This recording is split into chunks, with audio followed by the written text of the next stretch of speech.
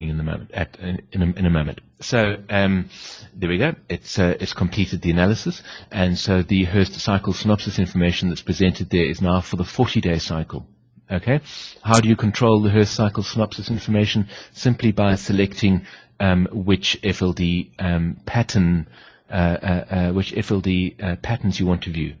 Okay, because the Hurst cycles synopsis information is, of course, simply the text information for those FLD patterns. Okay, so that's one fun feature that you can enjoy playing with. As a matter of interest, let me demonstrate another small thing. If you rescale your chart, then you'll notice that FLD pattern projection box up at the top has disappeared off the top of the chart. I found that rather frustrating, that sometimes the projection would often go off the top of the chart, so you have to drag the top of the chart down, or similarly when the market is moving downwards, you'd have to drag the chart up. So there's another really small little setting in here. If you go to chart tab, scroll somewhere down to the bottom, you will see it says auto scale to FLD pattern projections. If you select that, then charts will automatically scale to include the FLD pattern projections. Okay, so I've just reset the vertical scale by double clicking in the center of the Y price axis over here. When I double click there, it rescales the chart. Well, let me mess up the scale a little bit. Let me push that right off there. And now if I reset the scale, then it resets the scale to include both of those FLD pattern projection boxes. That tends to be a more appropriate scale for your charts, so that you can see not only what prices happened, what price movements have occurred over the past period of time, but also where price is expected to move to. Okay, so that's a little small detail that you can adjust there. Some of the other new features that we've included in this new version. This is version 2.5 that I'm working with at the moment. Some of the other features, quite usefully, you can now print your orders. So when you scan a watch list, for instance, and it comes up with a list of orders, there's a print button under there. I can show you that really easily. You can also print your trades. So here are all the short trades in this trading report. Okay, and you will notice that there they are, all displayed in their table format. If you click on the print button, then let me not print it to the printer because that won't be very useful for you. Let me print it to a document writer file, and let me call this print trades. So you can now print out those trades, and if we go and find those, if I can remember where on earth I saved them to. I think I did it here, print trades, there we go. Okay, there are all your trades printed out very nicely, which is something you couldn't do before. So that's useful for your trading reports and also for your portfolio reports. You can print the full list of all the trades and view them afterwards. Not only can you print your trades, but when you scan a watch list and it comes up with a list of all the orders you should consider cancelling, new orders to place, current positions and so on, you can print all of that information, which is really useful. So you can scan a watch list, print everything out and look at it later. So that's a nice new feature in there. What next? The displaying of trades on your chart, the trading information. As you will know, there aren't any action signals or trading orders on here, but you're probably used to turning your trading off by simply clicking that trading button. If you turn off your trading, then of course you don't see any trading on your chart, and if you click turn on again, you see all the trading again.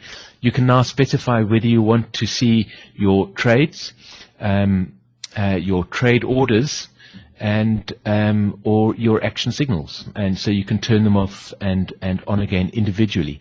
Some people find action signals really irritating. They're not really interested in action signals. They would rather Sentient Trader simply work with action signals in the background. Action signals, of course, are important, but trade orders are more important for most people, because they can see the actual orders that they should be placing in the market. So you can show your trades and show your trade orders, but hide your action signals if you like. So that's another small little additional feature that we've put in there. Another thing that's really useful, and if you've ever had a problem with opening up a workspace file, such as if you have a power failure or something go wrong with your computer while Sentient Trader is saving a workspace file, then you'll know that the file sometimes gets corrupted, and if you then try to open the file, then Sentient Trader will give you an error message. It'll say your workspace file has been corrupted, and we're really sorry about that. There's nothing we can do about it. Well, now there is something you can do about it. You can be proactive. If you go to your Tools Options to your General tab and scroll down a little bit, then you will see here, somewhere here, where did we put it? Create workspace backups. There we go. Let me just draw sort of a box around that so you can all see it, because I know this feature will make some people pleased. We've always recommended in the past that you have your own backup system so that you back up your files regularly and so on, but Sentient Trader now has this feature built into it. If you select Create Workspace Backups, then every time a workspace is successfully saved, Sentient Trader automatically backs it up for you. Okay, so that means that if you have any kind of a power spike or a input-output error, a Windows error, while Sentient Trader is storing a file, is saving a file, then you are able to load a file from a backup. You should be aware that by default, this Create Workspace Backups is not selected. The reason for that is that if you are working with an intraday version of Sentient Trader, and Sentient Trader is updating the analysis every minute, then there is an additional load on your system if every single minute when your workspaces are saved, it is creating backups of all of those workspaces. So we chose to not select this by default. Okay. Because of the extra load, particularly for all our intraday users. If you have any issues, or if you don't have your own backup system in place, then I would strongly suggest that you do select this. Just be aware of the fact that there is a bit of extra system load caused as a result, and of course the amount of storage space that Sentient Trader uses will double, because you'll have twice as many files all of a sudden.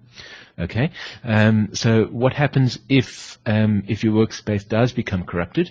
Well, I'm not going to be able to simulate that for you, because I'm not really sure how to corrupt a workspace, sort of manually, if you like.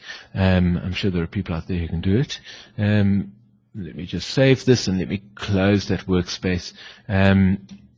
If you try to open a workspace and you get a message that this workspace has been corrupted, then what can you do?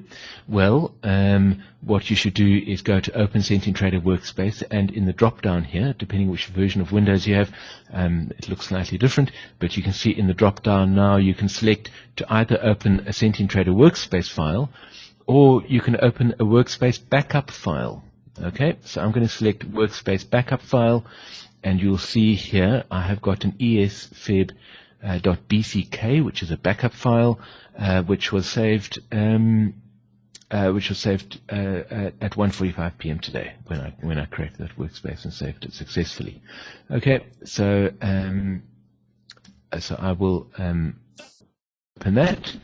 And when you open the backup file, it opens as a normal workspace, and it will be saved when you next save it. It will be saved again as a normal workspace. It won't be saved, as a backup file. You don't have to go to File, Save As, and give it a new name or anything. It loads properly as a normal workspace, even though it was in fact a backup of your workspace. Okay, so that's a really useful feature if you have ever had any problems with corrupt workspaces. I know some users have had issues with corrupt workspaces. So there we go. You should definitely select to back up your workspace files if you have any problems with them. All right. Let's speak about some of the other functions, the new features. If you work with the sentient trading methodology, you will know, of course, that the sentient trading methodology is all about trading various waves. In other words, wave 1, 2, 3, and 4. Let me have a look at. Let me just zoom out and let's just draw a sort of a sample wave. Here we go. Let's turn off some of this trading information, make it look a bit nicer, and let me show you. Here we go. So this 20-week cycle that Sentient Trader has phased over here. We could have an interesting discussion about the 20-week cycle and whether it really did trough over here on the 30th of January. I have my doubts about that, but anyway, we can talk about that in a moment. But as you will know, if you're a Sentient Trader, there are of course 4 legs to your trading cycles. This is leg 1, and this is leg 2, and this is leg 3, and this is leg 4. Now, you will notice if you start working with the new version of Sentient Trader that Sentient Trader detects much sooner